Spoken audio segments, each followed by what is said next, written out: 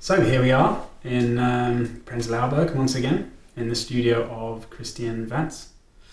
And so would you like to tell us a bit about how long you've been in Berlin, what you're up to, that kind of thing?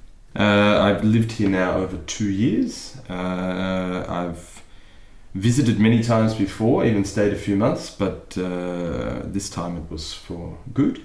What am I up to recently? I have a couple of new records on the way, vinyl only releases actually, playing a few live gigs, playing some DJ gigs coming up, planning a tour back home to Australia soon, and hopefully a couple of dates in Asia, and I think that'll wrap up the next 3-4 months for me. Cool, so when did you start to get into electronic music? Oh wow, that's probably early teenage years. I had an uncle studying in Europe, and at the time we obviously didn't have much like that in Australia, and he brought back some mixtapes and some ideas about partying and music, and he was really into synthesizers and things, and that sort of piqued my interest, I guess, when you're a youngster. I was always into music in general, and but this seemed a little bit less inhibiting than some other types of music, so that was it. I really didn't look back. And was it, did you start off producing, making your own stuff, or was it playing other people's? No, it's really funny, I listened to stuff on the radio. I had bought a couple of records in the record shop. We had a few record shops in Melbourne at the time. But really, for me, it always started making the music. I mean, I made music with traditional instruments and used to sing and things when I was younger, so it was quite natural that I was curious, I guess, in how these crazy machines work, and even the look of them. I think when you're young, a young teenager, it's a little bit science fiction, a little bit Star Wars / music, and you see some crazy video clips and things and see these wild records, so they all teamed up and fired the imagination, which I guess they did for a lot of people back then. So what kit were you using when you started? The first thing was this digital workstation by Korg called the M1, which was like a lot of PCM sample-based sounds, but it was really good because it was like a machine that you could turn on. It had MIDI as well. I also had a Juno 106 at the time. I can't remember what drum machine, but we could wire everything up quite simply, use this workstation. It had some sounds on it, some drums, some keyboards, some pads, had the analog synthesizer, and altogether it was quite quick and instant in terms of the times, the 90s, mid-90s, to make music. Nice. At what point did you make the transition over to software sequences? Had a really interesting transition. I was always against going to software. I didn't like how the first VST synths sounded. Really, for me, it was not warm enough, or it was you couldn't control it as instantly. It wasn't as tactile as all the analog gear or even digital sequences, but outboard gear. And I think I watched someone whose music I always enjoyed, and I watched who's now a friend of mine actually, and he played for the first time in Australia, and I watched this combination of Ableton and laptop sound card, and I think back then was using maybe one keyboard still, I think perhaps something like a Nord lead or whatever. And it was the first time that I actually saw someone put into practice similar ideas to me, being able to create music at home, but being able to change it, alter it, mix it, even basically sometimes produce it on the fly to a dance floor, to an audience. And that was the first time I thought, okay, I'm going to have to at some point change. And then came the laptop and a version of Ableton, and I think for me, when there was really good MIDI implementation with Ableton, I think it was about Ableton 5 from memory, that was the point where I started to perform my music live with Ableton and software and the laptop. Cool. Where have you played in Berlin? Played at many different clubs now in Berlin over the years. I think the first time I played was years ago was in Tresor. Last year played a really nice show at Stadtbad, which was really fun with Derek May in the swimming pool part. I don't think there's many clubs in the world where you play in an emptied out swimming pool. It's a cool place, isn't it? Yeah. I had my favourite gigs this year actually in Berlin have been at About Blank. Really good club, really good sound system. It's a very free feeling club, and it's quite nice whether it's winter inside, outside. They have this wonderful garden area and everything. Yeah. So amongst other, there's another 5-6 venues in Berlin I could name, but they're the ones coming out off the top of my head. Mm-hmm. What is it you like most about the city in terms of the music and that side of things? I think it's such a multi-pronged answer to a multi-pronged question. Yeah. I think there's a mentality here coming from, I have a scene back home in Australia which is really quite a good scene. It's gone through some very healthy phases. There's many people making records now and some good parties, and it goes in waves. I think Berlin is always like a wave that never breaks. People that lived here in the beginning would say about the nightlife, early techno parties, it doesn't have the freedom because now it's more a commodity.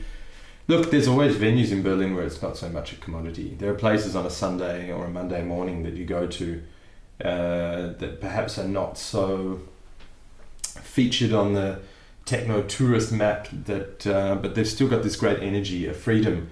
Sometimes you see programming of artists and DJs and you're like, why is this person playing after this person, but the dance floor is still dancing. I think that's the thing about Berlin. It's got an energy that doesn't want to stop. It allows you to stop when you want to stop. So I think it's the energy. Everyone's like, oh, Berlin was hip 10 years ago, or Berlin is too hip now, or I don't think it's about that, especially when it comes to music. There's just so many venues and so many artists living here. It was weird moving to Berlin. I had as many friends living here when I arrived as I did from where I came from. So, do you think it's changed your musical style being here? Definitely not. I haven't, and for the people that do know me, I don't think I've changed. Look, as an artist, I think it's necessary that you have to reinvent yourself or learn new technologies, or I think it's important that you keep out seeking new things, ways to do things. Really, it's an important thing, but I haven't changed my music. I don't think it's impacted me living here to that point. I still have a particular feeling or vision for certain things. I think you're going to pick up anything from an environment, but it definitely hasn't changed the style of my music living here. So what are your musical influences? Look, that one's an easy one. I think we're going back to when I was a teenager. Yeah, those first records from Detroit when I was younger, they were the thing that impacted me the most. For me, it was seeing something with some kind of tangible music history, yet flung so far into some hypothetical, dreamt about, futuristic kind of thing. That for me was great. It was combining the future with hope, with sex on the dance floor, this kind of menagerie of ideas and feelings. That's still the thing that I seek out most, I guess, with music. Excellent. So what should we look at today? We're going to see some of your sort of stuff you do live. Yeah, basically what I've done today is I played a set actually at Tresor earlier this year with a couple of friends. Vince and Kirk were also playing, and I played a 2-hour live show. And what I've done is I've erased the recording of the live show in Ableton. So there's an arrangement view and a session view. And basically what I do is I have some percussion, I have a lot of audio clips, which are really tiny clips, like sometimes half a bar, 1 bar, 2 bar, sometimes if they're things like pad strings, 8, 16 bar, over the course of a few different tracks. I have a live VST synth, one that I really like using. It's actually a free soft synth. And a few rendered songs here and there, because sometimes the finished piece, if I feel like playing it at the right moment, I do it. So basically, it's the same setup that I played at this gig, exactly the same setup. But what I can show today is, with the number of clips and the number of different patterns involved, that there is literally no way I could try and recreate what I played on that night. So I think what I want to show today is that the way I play live is a little bit like if you're a one-man band, you know, you have the songs, you have the ideas, but it's how you play them and what you can do with them on the fly is makes it quite interesting for every performance. Awesome. Let's take a look. Okay, cool. So today, very basic setup here. Ableton, we've got this view, session view, I believe it's called in Ableton. I seem to forget half the time. Sturdy RME Babyface sound card. It's great. It has a very good latency. It has a very good sound, and it's very light and compact, and it's great to take in live gigs. We have the Novation launch control, which is a very small, lightweight controller. I'm using it now to play live because I can trigger several things. I can also use these 16 pots for various different things, and I can flick through my own user menus. So basically how I've got it set up here is I have different kicks on one channel. I have bass, sub-bass on another. I have lots of different audio clips through here. I've got a few whole rendered songs with different loops from recorded songs, because there are some pieces that are really difficult to recreate on the fly. And today I'm just going to add one soft synth, which is the Synth 1, which is in beta version, I believe, still on Mac. I think on PC there's a whole version. It's a free soft synth, really great. 2 oscillators, really basic functions, delay, a little bit of chorus, flanger, LFO. It's polyphonic or monophonic, depending on what you want. But I find it's great for live. It's low on the CPU, and it has a very authentic feel and sound to me. Anyway, let's play something just so we get a little idea. We're going to trigger. I can go up in my view here.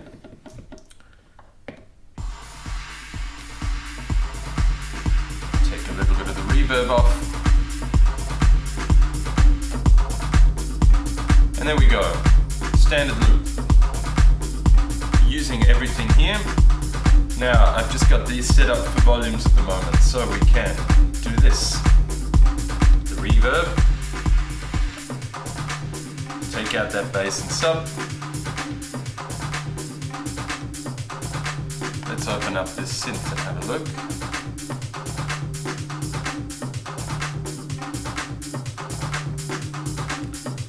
Drop down.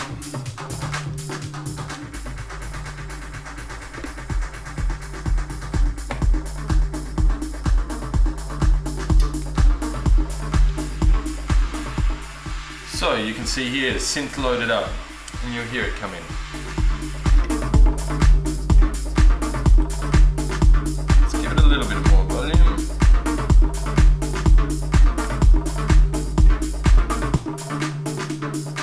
And I've got some filter cutoff, so the frequency cutoff, a little bit of release.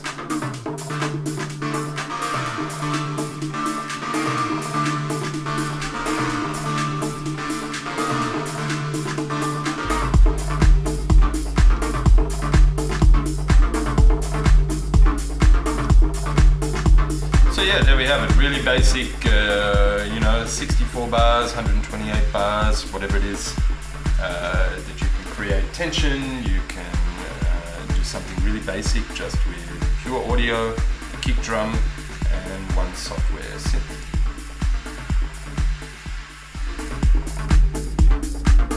So every live gig, basically, just so I've got it for reference, I record.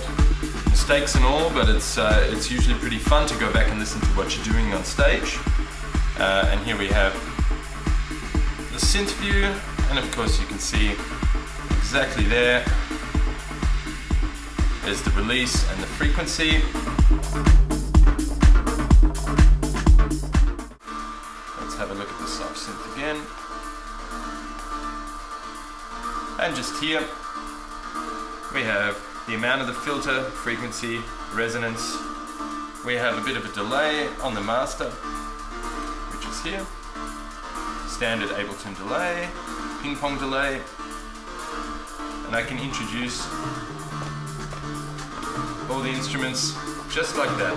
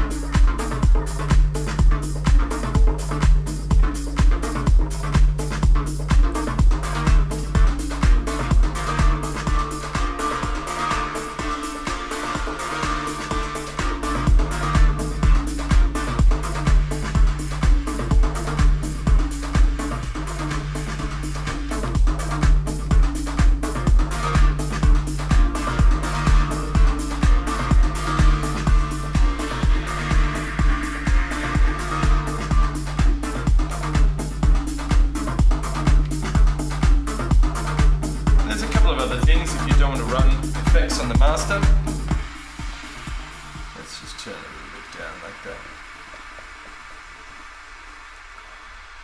I just have a little setup here where I use a couple of things like auto filter, 2 different timed ping pong effects with a slight drift, I guess, on the timing, so that you can create a little bit like a psychedelic tape delay-ish kind of feel during the live set. And there's this really simple thing to use with filters, and there's another great plugin, great effect on Ableton, erosion, which you can isolate your width and the frequency. So together you just have this very basic